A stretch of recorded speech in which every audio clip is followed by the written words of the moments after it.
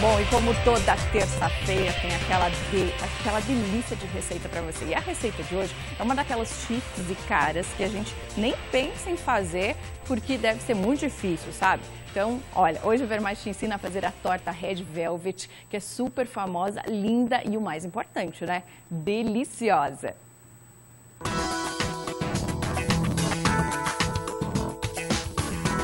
Imagino que você já deva ter ouvido falar dessa torta Red Velvet, né? Tá super em alta, agora bem famosos. Aliás, as celebridades adoram, né? Para os eventos. E a gente vai aprender a fazer com o Ricardo, que é o confeiteiro. É assim que fala? É confeiteiro. Como é aquele nome francês que você gosta? Patissier. Não sei dizer, mas é essa função do Ricardo. E vai nos ensinar, então, a fazer. É fácil de fazer? Fácil de fazer, isso. Então, para começar a massa, você vai precisar dos ingredientes que eu vou te passar agora. 250 gramas de farinha de trigo, 250 gramas de açúcar, 5 ovos, 3 colheres de emulsificante, 1 copo de água e 1 colher de fermento em pó. Bom, com os ingredientes à mão, tudo anotadinho aí já, o que faz?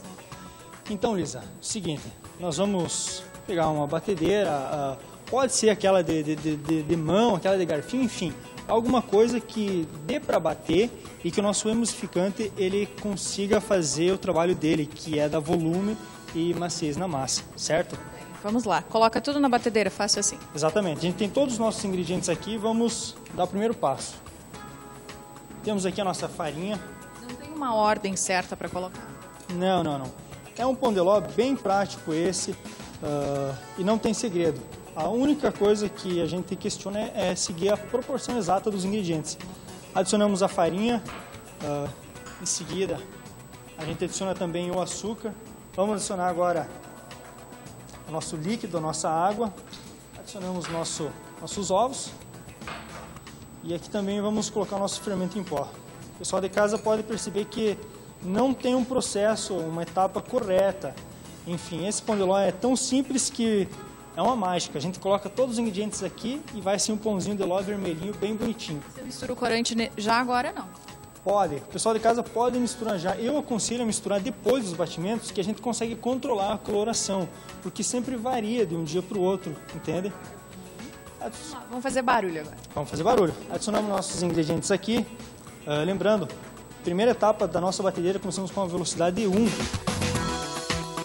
Agora a gente vai adicionar o nosso corante. Temos aqui, vamos colocar umas 2 gotinhas. E o ideal é sempre a gente colocar de pouco em pouco, para a gente controlar a coloração dela. Por quê? Apesar de ele ser prático, a gente corre um sério risco dele amargar a massa. Então a gente tem todo um controle.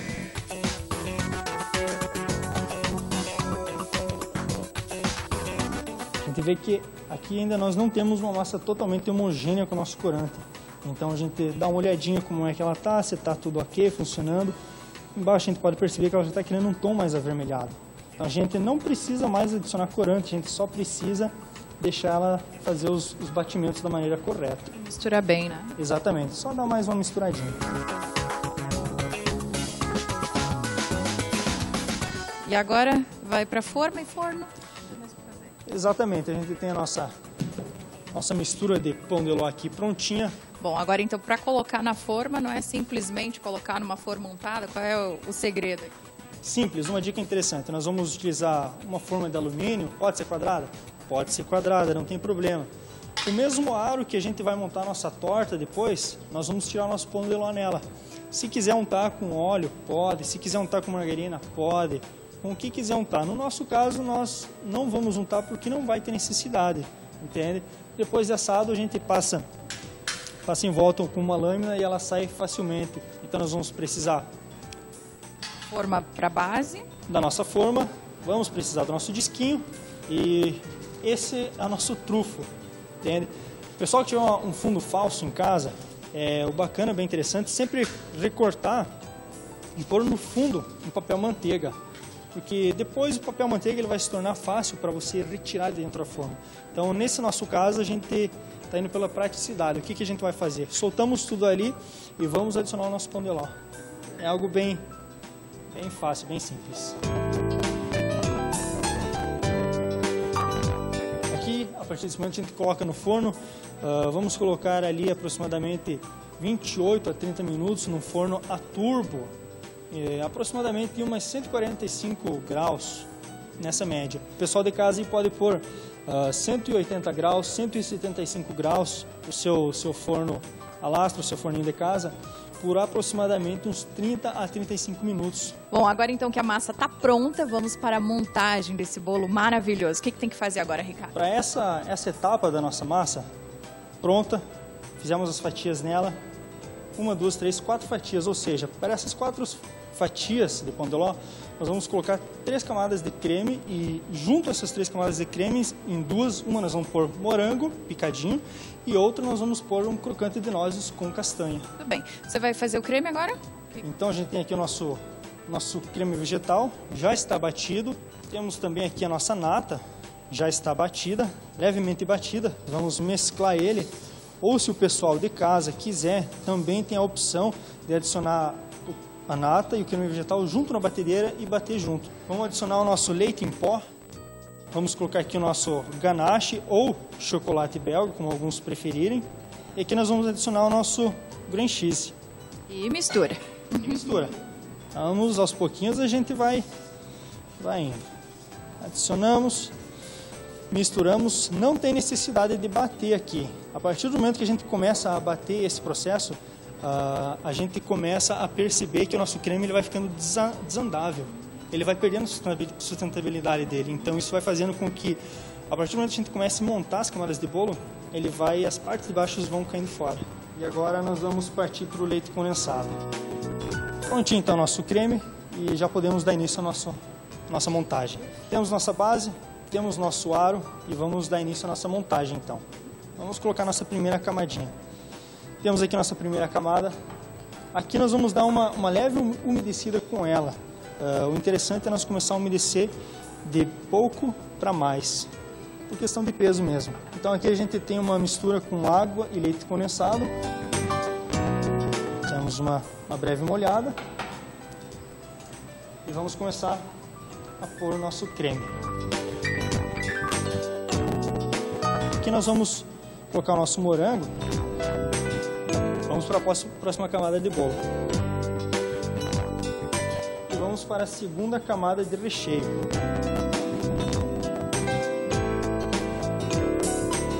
Aqui nós temos a última camada. Como eu falei, não tem necessidade da gente adicionar o crocante, mas é algo que a gente quer deixar como identidade da Santa Madre, como nossa loja. Então a gente vai estar adicionando esse crocante de nozes com castanha. Pessoal de casa que talvez tenha curiosidade, é muito simples de fazer.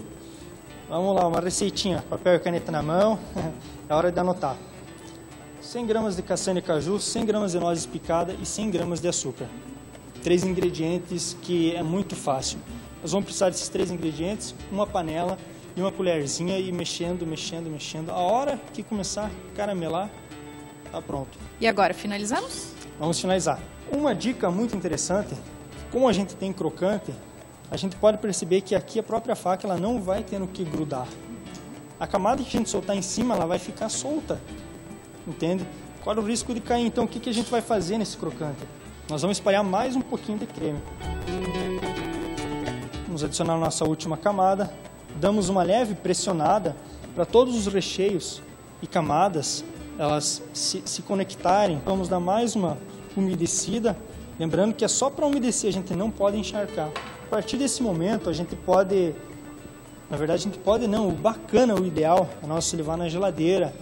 Algum local que seja refrigerado. A gente deixou ele na geladeira por aproximadamente uns 25 minutos. E a partir desse momento a gente vai começar a fazer a cobertura dele, a gente vai cobrir ele. E é bem simples, a gente só precisa esquentar ele para poder desgrudar do nosso creme. Prontinho. Bem prático, ó. É muito fácil de tirar. Vamos à cobertura então, Ricardo? Certo. Temos aqui, Lisa, nosso creme vegetal ou chantilly. Pessoal de casa pode utilizar a nata, não tem problema nenhum. A gente só precisa de algo que não esteja muito consistente. É algo cremoso. Vamos lá então. Vamos colocar um pouco de chantilly. Nós temos aqui toda a nossa migalhazinha. e ao nosso pão de ló. Aqui nós temos junto uma pequena parte que nós utilizamos para cortar as camadas, que nós reutilizamos com a mão mesmo. A gente pega nosso bolo, nosso pão de ló e vamos de uma forma salpicando. E aí, o que você vai fazer mais aí? Tô vendo que tem fruta aqui. Legal, Lisa. O que nós temos aqui? A gente tem uns moranguinhos, pode ser morango do mercado?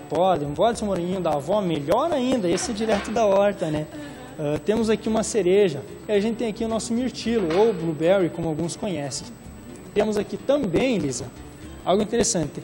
Para quem não sabe, pessoal, aqui nós temos um licor. Tem que ser, é obrigatório? Não.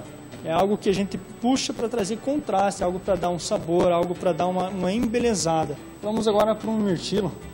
Não tem necessidade de ser um mirtilo. Vamos colocar um mirtilo por relembrar um pouco umas cores frias. E isso, nessa estação quente, acaba nos dando desejo maior de consumir o alimento, entende? É uma questão de contraste. Isso eu particularmente acho bacana.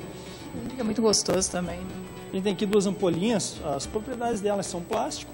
E a gente faz o seguinte. A partir do momento que a gente aperta aqui, a gente está tirando o ar de dentro e, obviamente, vai precisar sugar ar. Com isso, a gente coloca aqui, nós temos um licor de menta. Tem necessidade disso? Não, não tem necessidade. Temos aqui as duas ampolas, licor de menta, e vamos injetar ela aqui na nossa torta. Como eu falei, não tem necessidade, é mais para dar uma decoração. Mas esse licor que está dentro da ampola vai descer para a torta? Sim, boa pergunta, Lisa. No momento em que a gente tira essa fatia, que nós temos essa ampola, nós apertamos essa ampola e esse licor ele é injetado na nossa torta, no nosso pão de ló. Nossas ampolas que vão agregar nesses aromas, nesses sabores. Muito bem, linda ela está. Agora vamos saber se ela está gostosa também, então vem comigo, vamos lá provar. Bom, agora que a torta já está pronta, a Red Velvet que a gente te ensinou a preparar, vamos ver como é que ela ficou dentro. O Ricardo vai nos ajudar aqui a fazer o corte e você vai acompanhar esse momento para ver como é que ela ficou por dentro aqui, né? Vamos dar uma olhada, Ricardo, por favor, então.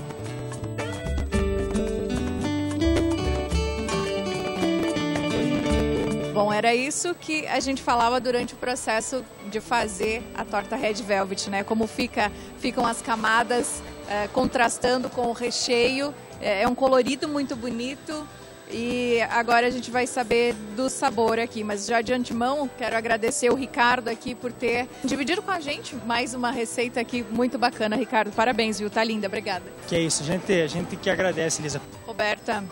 A Roberta me dizia que é a tua preferida aqui, né? Caramba, era assim, ó, doce na medida, aquela crocância, fruta, gente, tudo muito equilibrado, tudo muito gostoso mesmo, assim. Muito obrigada, Roberta, por nos receber e também nos permitir aprender essa receita. Eu que agradeço a visita de vocês e obrigada por virem a Santa Madre. Estão todos convidados a nos visitar. Bem, bom, aí você de casa, se você gostou da ideia, tenta fazer em casa ou vem aqui para provar que você não vai se arrepender, viu? Realmente muito bonita e muito gostosa.